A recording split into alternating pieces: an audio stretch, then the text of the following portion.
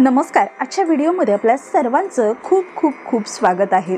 प्रत्येक महिन्यामध्ये गणपतीचा सगळ्यात प्रिय व्रत किंवा मग प्रिय वार संकट चतुर्थी असं म्हटलं जातं.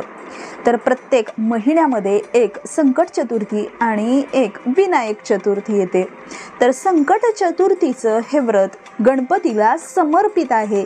तर मग या संकट चतुर्थीच्या मागची नेमकी पौराणिक कथा काय आहे किंवा मग आपण हे संकट चतुर्थीचं व्रत का करतो. तर एकदा गणपती उंदरावरती बसून घाईघाईने जात होते. तेव्हा ते जाता जाता उंदरावरून घसरले आणि तेव्हा त्यांना बघून चंद्र उपहासाने त्यांच्यावरती खूप हसू लागला.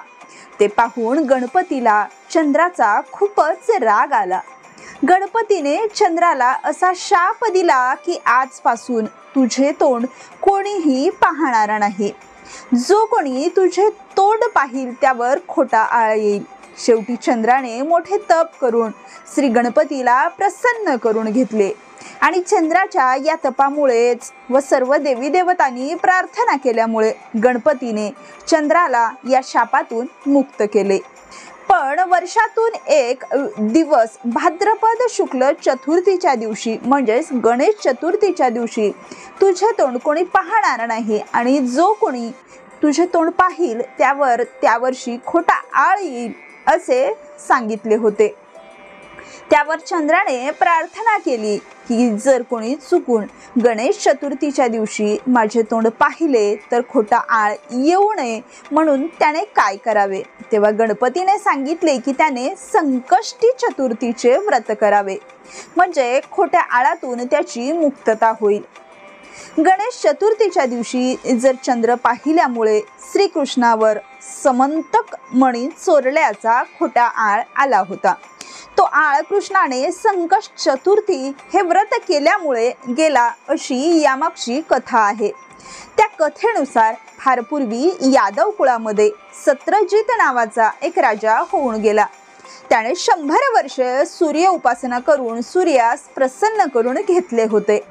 प्रसन्न होऊन सूर्याने त्याला दिव्य समंतक मणी दिला होता. हा मणी अत्यंत तेजस्वी प्रतिसूर्यच होता. या मण्यामुळे राजास दररोज सोने प्राप्ती होत असे. त्यामुळे सत्रजित राजा दररोज सहस्त्र भोजन घालायचा. सत्रजिताकडील हा समयंतक मण्याविषयी श्रीकृष्णाला समजल्यावर श्रीकृष्णाने सत्रजिताकडे या मण्याची मागणी सुद्धा केली. परंतु सत्रजिताने तो मणी देण्यास नकार दिला. पुढे एक दिवस सत्रजिताचा बंधू प्रसेन हा समयंतक मणी गळ्यात घालून अरण्यात शिकारीसाठी गेला असता एका सिंहाने त्याच्यावरती हल्ला करून प्रसेनाला ठार मारले व तो दिव्यमणी पळवून नेला.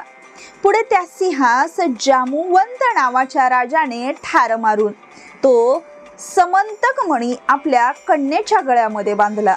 इकडे प्रसेन समंतक मणी घेऊन नाहीसा झालेला पाहून सत्रजित राजाने हे कृष्ण कारस्थान असल्याचा आरोप केला. ही गोष्ट कृष्णास कळाली. आपल्यावरील जो चोरीचा आळ आलेला आहे तो दूर करण्यासाठी मग कृष्ण प्रसेनाच्या शोधार्थ निघाला. प्रसेनाला शोधत शोधत कृष्ण अरण्यामध्ये येऊन पोहोचला आणि पाहत होता तर काय एके ठिकाणी प्रसेन मरून पडलेला आहे. जवळच सिंहाच्या पाऊल खुणा सुद्धा उमटलेल्या आहेत. त्याचा माग काढीत कृष्ण जामुवंताच्या गुहेपाशी येऊन पोहोचला व समंतक मणी शोधू लागला. अचानक परपुरुष आपल्या गुहेत शिरलेला पाहून जामुवंताच्या कंदेने आरडाओरडा करण्यास सुरुवात केली. त्या कन्येचे ओरडणे ऐकून जामुवंत तेथे येऊन पोचला. त्याने कृष्णावरती हल्ला केला. या दोघांचे युद्ध 21 दिवस रात्र चालू होते. त्यामुळे द्वारकेमध्ये घबराहट निर्माण झाली. गोकुळात नंद यशोदेला या युद्धाची वार्ता कळाली होती. तेव्हा ते कृष्णाच्या काळजीने अत्यंत व्याकुळ झाले होते. त्यांनी संकटहर्त्या विघ्नहर्त्या श्री गणेशाचे संकट चतुर्थीचे व्रत निष्ठापूर्वक केले होते.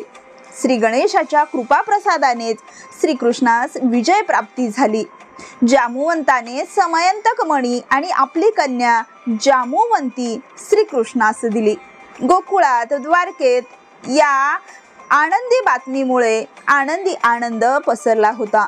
श्रीकृष्ण समयंतक मणी चोरल्याचा आला त्याचे कारण असे सांगितले जाते की पूर्वी भाद्रपदात गणेश चतुर्थी दिवशी सायंकाळी गोपाळासह रानातून घरी येताना वाटेत उमटलेल्या गायीच्या खुराच्या ठशात पावसाचे पाणी साचलेले होते।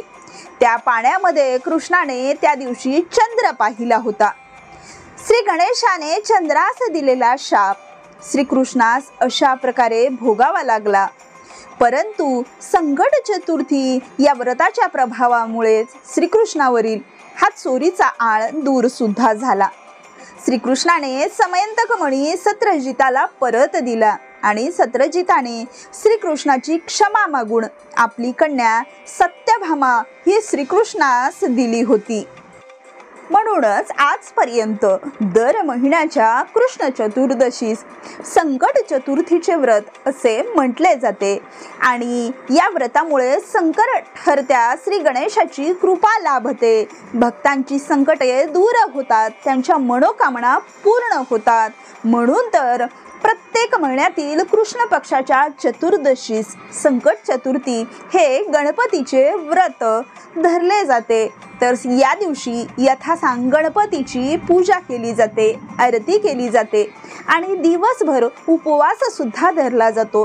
जेव्हा आकाशामध्ये चंद्र येतो तेव्हा हा संकट चतुर्थीचा उपवास सोडला जातो। तर श्रावण महिन्यातील संकट चतुर्थी व मंगळवारी येणारी अंगारका या दोन संकट चतुर्थी खूपच शुभ मानल्या जातात आणि फलदायी सुद्धा असतात। तर प्रत्येकाला प्रत्येक महिन्यातील ही संकट चतुर्थी हा उपवास करणे जर शक्य नसेल तर निदान वर्षातून या दोन येणाऱ्या संकट चतुर्थीचं व्रत तरी अवश्य करावं। कारण विघ्नहर्त्या संकट मोचन श्री गणेशाचे ही संकट चतुर्थीचं व्रत अत्यंत फलदायी आहे। मनातील प्रत्येक इच्छा पूर्ण करणार असं हे विघ्नहर्त्या गणपतीचं संकट चतुर्थीचं व्रत जरूर करावं। तर ही संपूर्ण संकट चतुर्थीची माहिती जर तुम्हाला आवडली असेल तर या व्हिडिओला लाईक, शेअर आणि सबस्क्राईब नक्कीच करा। धन्यवाद।